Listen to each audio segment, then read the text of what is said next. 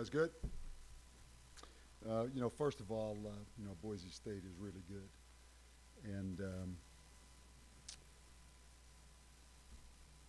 just looking at the game, it was what I was most afraid of, that we couldn't cover them. That was the concern going in, and that is the concern still as we stand here right now. How do you cover 82, 1, and 6? That's the reality of it. It's a difficult situation when it really doesn't matter if it's man or zone. And they did a good job of, as we thought they would, of max protecting, keeping the tight end in a lot, not allowing us to create havoc. So whether it was zone or man, they were going to throw the ball on us. And that was obviously the plan coming in. And a lot of credit to the quarterback, a lot of credit to number 82 and those players. They're really good, really good. I've sat at home, I was out recruiting a couple weeks ago and watched them play the first half against Oregon State when they had 400 and some yards on Oregon State. So it didn't come as a total shock to me. I think the disappointment was, early on, we stopped them on the first series, and then we had 2 face mask penalties on the second drive, and they ended up going down there and scoring. Again, we had a lot of defensive penalties in the game. But bottom line, us, like a lot of teams are going to play, are going to have a very difficult time covering their receivers. And if the quarterback stays healthy and those receivers stay healthy, they're a handful to defend. I really thought we could move the ball. Obviously, we played without Terrion Gibson. He has a hamstring that we just, he wanted to play. It wasn't worth the risk. He hadn't been able to cut it loose all week. But we could move the ball. I felt, we could move it. We really had a difficult time throwing it, as we had a hard time protecting. Early on, you saw IB had the face mask in the first or second series, and then he goes out with the leg injury. We went with Lilly, the true freshman, in there. Then we went with Mackey in there. And the reality is, when we're down Boatwright and we're down IB, it's a feeding frenzy when you play a team like Boise. That's just the reality of it. But they did again get our safeties one-on-one a couple times. It wasn't just the corners. They've got a really good scheme, and they've got really good players. So the bottom line in the game, they blew us out. They definitely were the better team. They definitely deserved to win. But I am proud that we at least outscored them in the second half. And I appreciate that very, very much. I'm very proud of this team. It was about as bad as it could get at halftime. I think it was 42-7. We come out in the second half, for what it's worth, and outscored them 14-7. I realized they took the quarterback out and they took the receiver out in the fourth quarter, but still, I appreciate the effort of our players. I thought Jawan Lawson came in and did some good things. He actually got so fatigued because he hasn't played much, we had to take him out. But again, there's a lot of football left. We're not Boise State. We were able to beat them last year in kind of a wild game. We were able to blitz them and discombobulate them in a little bit in a wild game. Last year they turned the ball over 4 times. They didn't turn the ball over tonight, I don't think. So, again, we continue to build, we continue to grow, we continue to stay positive, and hopefully we can get some guys healthy. I think Boatwright has a chance to be back, a very good chance of being back next week. I think Austin Apodaca has a chance to get back. But again, I tell you, I really appreciate Lamar Jordan. He struggled a little bit throwing the ball.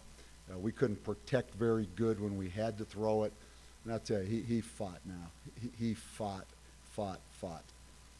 So again, disappointing, but not overly discouraged. Certainly appreciate the effort. And it's hard when you have matchup problems against a team like that. It's really hard when you can't discombobulate them. That's not going to happen, and then you have to cover them. So I thought they pretty impressive team. All right, Rick. Like this, skilled as they are on offense, and still good. We don't score. We had a couple nice runs from the line to say Again, when you can't throw it extremely well and you can't get the big play off the play action and throw the ball down the field. Last year, we had a couple big throws to Delane Hart down the field. We had a wheel route to Chestnut. We had one to Gipp. When you're in such a running mode, it's hard to really get the big play. You keep continue, and then without Gipp, because Gipp's the home run hitter. But yeah, I mean, it was going to have to be something where we match scores with them, quite honestly, and we just weren't that kind of team tonight and weren't able to do it without the passing game or without Gipp. Anybody else? What's his, I'm not sure. He's in a boot right now. I'm actually not sure exactly what it is, if it's an ankle. I think it's an ankle, but I'm not sure. That hurt. That hurt. I mean, to put Lilly out there, which, it was good to see him get out there and have a chance to play, but he's lined up against number one right off the bat. And then from there, it was kind of downhill. how did Juwan look, and why did you put Lamar back in? Yeah. I thought Juwan looked good, but he got so exhausted. That's what I just said. He got so fatigued that he was about ready to, he was lightheaded and he was about ready to buckle. So we had to put Lamar back in simply because of that. We wouldn't have put Lamar back in. You talked about some of the penalties. It seemed like a lot of the drives started with an offside or a false start. Yeah. That kind of stuff is correctable. How do you clean that stuff up for next week? Yeah, it's a bit of a concern right now. Honestly, we've had back-to-back weeks, particularly defensive penalties. We've had a couple false starts. We've looked a little sloppy.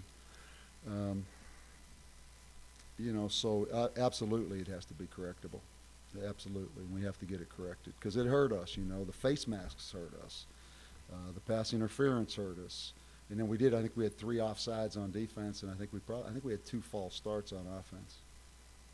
Yeah, and anytime something happens like happened in that first half, there is an element of frustration. But again, because that's difficult, man. It's difficult on everyone when it's 42-7 or whatever it was at halftime. It's difficult, and I was proud of our guys at halftime. Human nature is everybody wants to blame somebody else, and everybody wants to disassociate themselves from what's going on. I was proud of our guys hanging in there because there was nowhere to hide. Now, there was a second half of football to go play, and I was really proud of our guys. But you're absolutely right with the penalties. It has become a concern now, particularly the defensive penalties, even more than the offensive penalties. Yeah, I think we got through it, other than pride, and it being hurt. But I think we got through it. And again, just hopefully Apodaca can get back next week, and I hope Gipp can be at full speed, and I hope we get Boat right back. It's key for us. Anybody else? Okay, appreciate you guys sticking around. Appreciate you sticking around, All right, thank you.